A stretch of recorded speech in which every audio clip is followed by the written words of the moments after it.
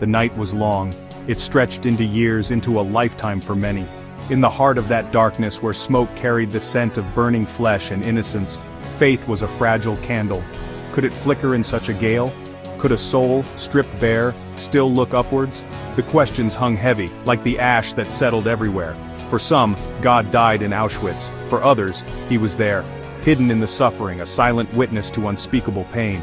The human spirit, however, often refused to be extinguished entirely.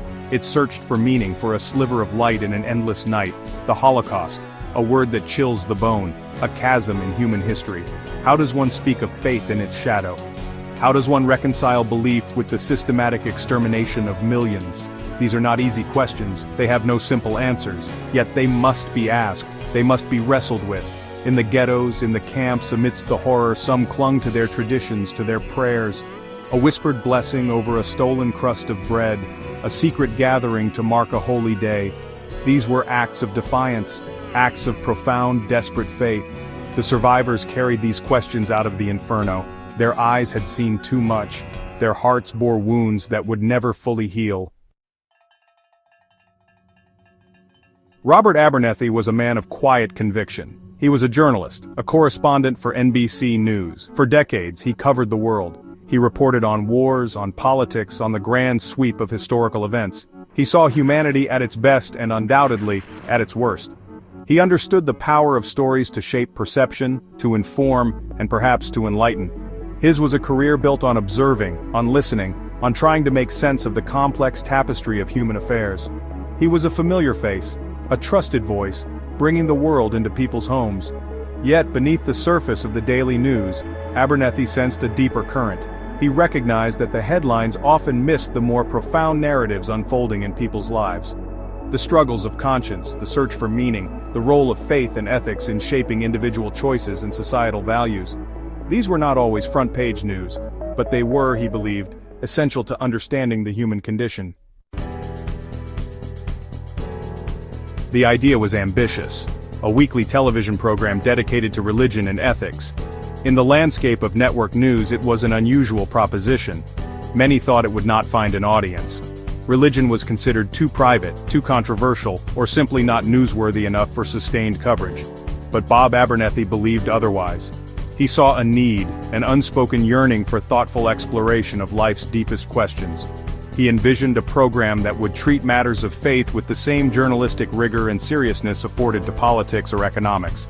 Thus was born in 1997. It was a quiet revolution on public television. Abernethy, as executive editor and host, brought his calm demeanor and incisive intellect to the forefront. The program was not about sensationalism or simplistic portrayals.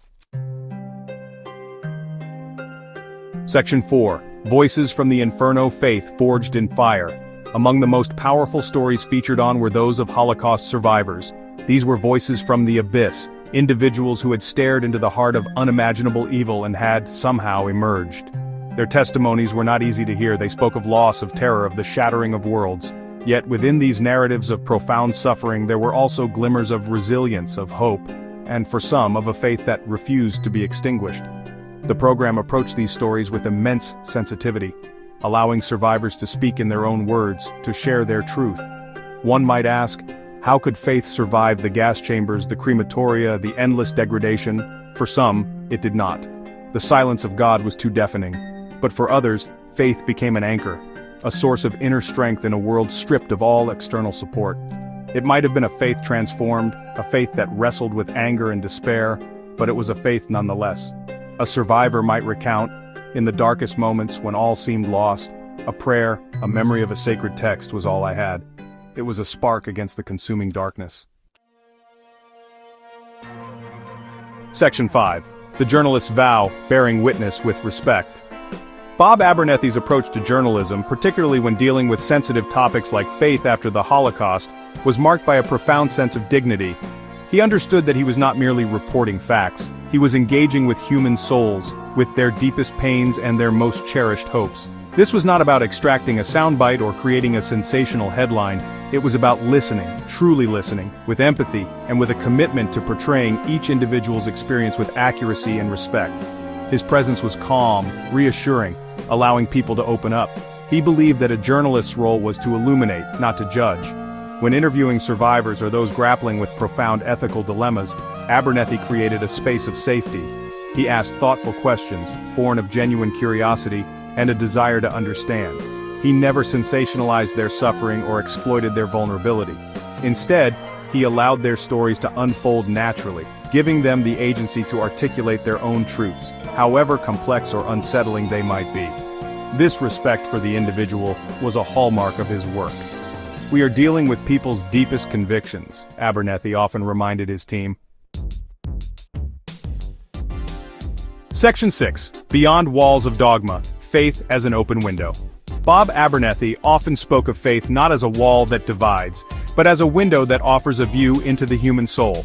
This metaphor beautifully encapsulated his approach to covering religion and ethics. He was not interested in reinforcing doctrinal boundaries or highlighting interfaith conflicts, though he did not shy away from reporting on them when necessary. His primary focus was on how faith shaped individual lives, how it informed moral choices, and how it provided meaning and solace across a vast spectrum of human experience. He looked for the universal within the particular.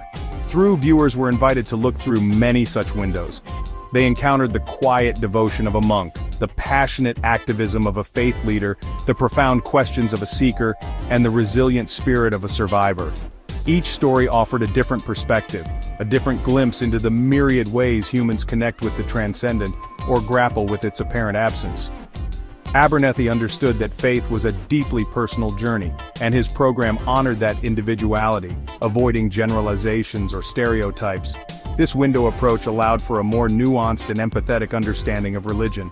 It moved beyond headlines about extremism or institutional power struggles to explore the everyday realities of belief. It showed how faith could inspire acts of great compassion, courage, and creativity, as well as how it could be a source of comfort in times of profound loss, such as that experienced by Holocaust survivors. Section 7. A Legacy Etched in Light, the Enduring Flame. Bob Abernethy passed away in April 2024 at the age of 96.